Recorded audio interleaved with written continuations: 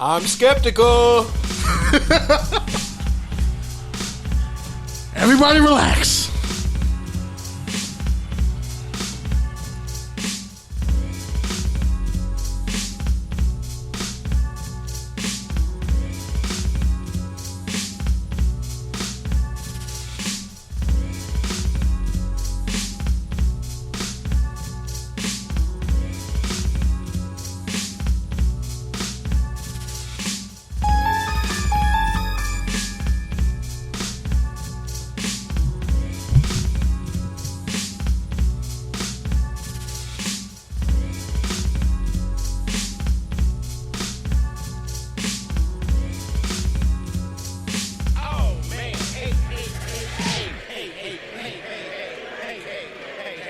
What's good, everybody? It's Touchdowns and Tangents here, live from the Good News radio station out in Hawthorne, California. I am Pete D. Camarillo, and as always, to my right, he is the one, the only, the undisputed Kenneth James.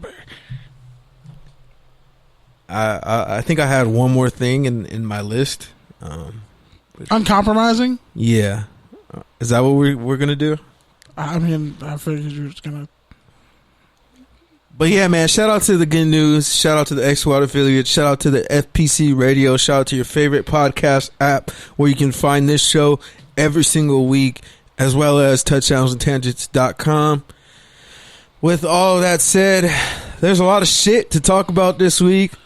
I personally have a lot of venting to do. Yeah, but I purposely have the rundown scheduled a certain way so you can release that venom and animus at the right time. But just to start off the show. Wait, you don't want me to just ramble and give out all my takes and that's anxiety? My job. When you ramble, you sound stupid as fuck. Exactly. And no one understands where you're going. Exactly. I ramble, at least there's a pot at the end of the rainbow. That's what you think.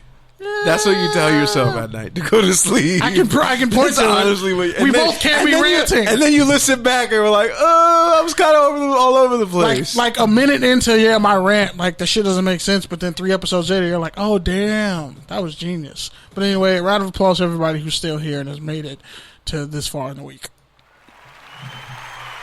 He's stalling. Definitely not. No, I'm actually not. Speaking of stalling, another stall. That's not a stall. You're ruining my open, sir. I don't appreciate it. Post on IG or something. Post on IG. My bad. Go. Yeah, you're bad. Speaking of people's bads and stalling, the New York Jets have been pretty much throwing water on all pro free safety Jamal Adams. What's that saying? Don't piss on me and tell me it's raining. It's pretty much what they've been doing to the point where he officially requested a trade today. Raiders should get him. Not on the list. Not interested. Yeah. Sorry to break that to you. You want to know the 7 teams that he's interested in? Go for it. So, it goes the Ravens, the Cowboys, why am I I think I want to say the Bears. No, not the Bears. Eagles is definitely another one.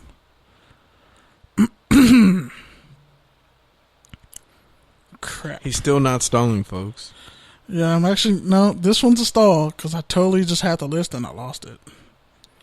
Hold on. It goes fucking why is Adam Schefter? Damn it. And I gotta go to this Adam Schefter tweet. And I had to.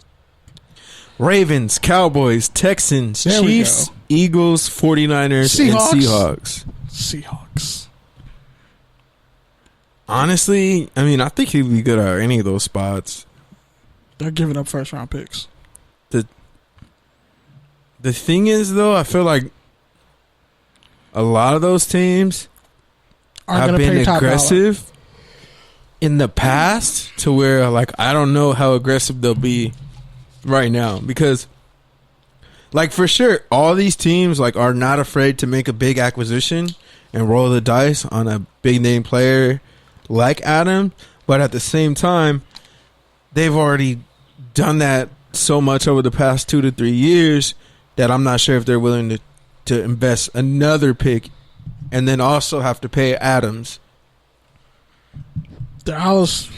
Because what? I mean, the Ravens have traded for Peters. Cowboys have traded for Amari Cooper. Texans have made their moves. The Chiefs have made moves. They're going to be broke. The Chiefs are going to be broke. The Eagles have made moves. And the Seahawks aren't. 49ers traded for Sanders. Punted a second-round pick, basically. Seahawks aren't going to break the bank again. Yeah, because they need pass rush. But, I mean, theoretically, X's and O's wise, yeah, I mean, I think he'd be a good fit at any of those teams. He'd upgrade any of their secondary. Honestly, I wouldn't be surprised if the Packers said, screw it, roll in. That's what I'm saying. And for the most part, I mean, these are all like tier 1A contenders. So they might just stay the course. Yeah, and if it's a situation where they don't, or if he doesn't have a no trade clause, if he has a no trade clause, then it's going to be a long. I don't think he does. See? Because he's on a rookie deal. So I don't think he does. And between the Chiefs and the Texans, is this like a negotiation tactic to purposely not say? And the Ravens. I mean, they all have quarterbacks assigned too coming up in the next few years. That's what I'm saying. Did he purposely say these names? Or literally all those, except for the Seahawks. But again, I don't know if the Seahawks would do it because they've been trading a second round pick like every year, and they might do a whole. And their O-line is decimated again after they finally got their O-line right, like decent last year. And now, again, it's a bunch of fucking turnover. Yeah. Honestly, this might just be a tactic to where he goes to... He's going to end up with the fucking Giants, bro. That's disgusting. And they don't... Nah, I just don't see the Giants.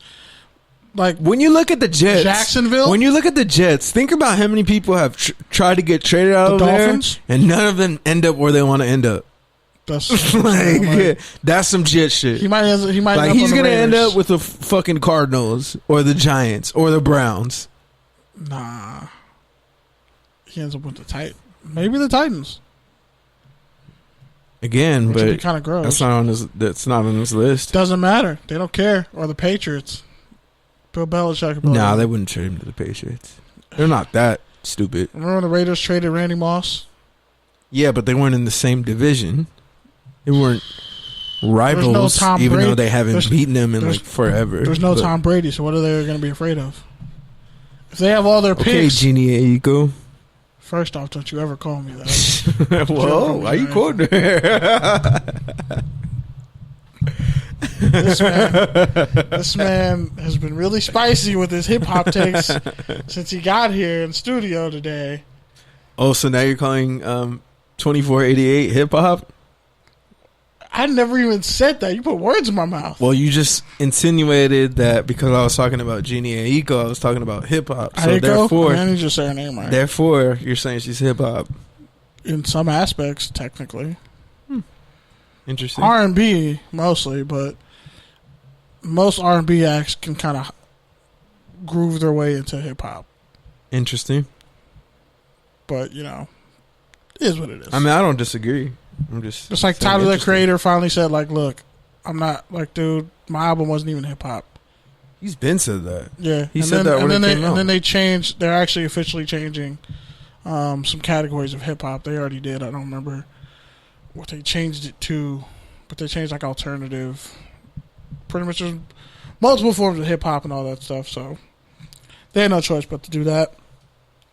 But, yeah, with this situation, I mean, hip hop is the culture. That's what hip hop is. It's the air like we breathe. Rap is like a genre of music. R&B is like a genre of music. Did you just say genre? You know I can't speak right. Wait. That's how fam, the R is silent. Yeah, low key. Where did I put a G in there? Why did you say genre? I always say it like that. Genre. Like, where's the fucking D from? Like, is that a cousin that you grew up with, like fucking River in Eastville? You know somebody named Jandra? That sounds like a nasty ass Scandinavian STD. I've just always said it like that. Jandra. All right, man. You have a lot of shit to talk about, so get to it. Shit. Hit me with the next topic. Oh, shit. Oh, my God. That was fucking funny. Because right now I'm feeling like a dog on the chain. Is that the genre? Never. Oh, let me stop. So Deebo Samuels, wide receiver for the 49ers. Injury updates, everybody. Deebo Samuels broke his foot pretty much training. A lot of these guys are breaking their foot and tearing their ACLs training. I forget who tore their ACL in the NFL, but yeah, a receiver. Deebo Samuels is going to be out like 12 weeks, but he should be ready by week 1. Eagles guard Brandon Brooks, I guess it's like snake bitten at this point because he ruptured his Achilles tendon a couple days ago. Thoughts? I'm sorry, I was sharing on Instagram like you told me to. So you can't multitask. Okay, cool. Gotcha! I learned from you. Bitch. Alright, so the real late-breaking, shocking news, not even late-breaking, but the news that kind of dominated the week. Oh. You're talking about Deebo Samuel. The only thing I have to say about that, he better not sophomore slump. That's all I'm going to say. Because all I've been hearing for solid, 7 months is Deebo. I called Deebo Samuel since November, that's all I've been hearing about is Deebo Samuel. So, he better not sophomore slump. That's all I'm going to say. Well, he did break his foot. That's not really a good sign when you break your foot. That's what I'm saying. I've broken my foot before. That's what I'm saying. Prospects weren't high after that. That's what I'm saying. It's like, you broke your foot? And you're still going to play this year? Oh. And these receivers running routes uphill like Muhammad. And the way their offense is set up in terms of kind of need your foot. Not only do you need your foot, but it's a lot of junk stuff. So their receivers are really interchangeable. So we'll see, man. A lot of short and intermediate routes. Yeah, exactly. And how you feel about a fellow offensive lineman, Brooks? As for Brooks, I don't know, man. It's tough. It sucks being that big and having that sort of injury. And he got injured especially right now. So it's not looking great for him. But I think the bigger trend that you're talking about, just people getting hurt training right now, I think this should be a note to everybody how important recovery is. And I think over the past, let's say... Not the album by Eminem. No. And I'd say over the past 2 decades, as far as sports science, sports medicine, that's something that people are paying a lot more attention to in terms of recovering, stretching, all that sort of resting, sleep, all that goes into it. So if you want to be a great player, that's stuff you got to take seriously. And if you're a millionaire and a professional, I don't know what Brooks' regimen is, obviously, but just for anybody else out there, I think it's a lesson on how important all that other stuff is besides just lifting and running and football. Yeah, well, it sucks to be an Eagles offensive lineman because they keep getting hurt year in, year out. They always find some new ones, though, off the scrap heaps, like 5th and 6th rounders. They develop them. It's true. They lost some guys in free agency, but we'll see. Every year it seems like they're replacing some high-quality starter with somebody we've never heard of, and it ends up working out. Indeed. The Eagles really do, historically need more credit for, how good their trench game has been for, 30 years. That is very true. On both sides of the ball. On both sides of the ball. They find people, and they develop them top to bottom. So, I think they deserve more credit for that. Indeed. Well, on to the next. There's going to be a lot of college football this episode, everybody. A lot of things have happened. So the class is in session. Okay. So, Mike Gundy